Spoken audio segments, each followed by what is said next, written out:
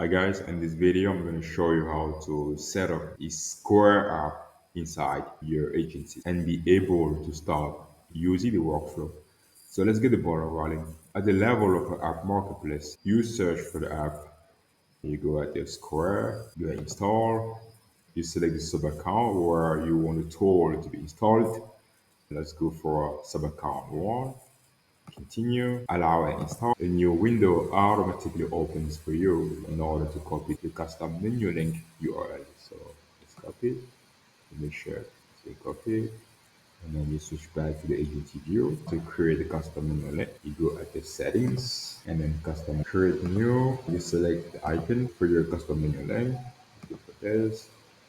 You type the name. It's CML, which stands for custom menu. Here you paste the custom menu link URL that you copied. There you go. There you go.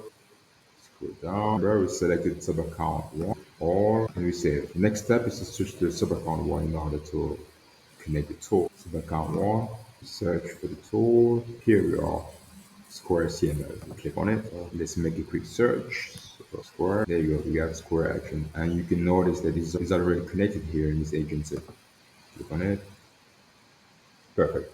Here's the new interface. As you can see, we have documentation. At the level documentation, you're going to access all the written steps that you follow in order to set up the app. At the level of tutorials, we have this multi video that's going to show you how to get all the credentials in order to be able to connect the tool. And here you have the setup video.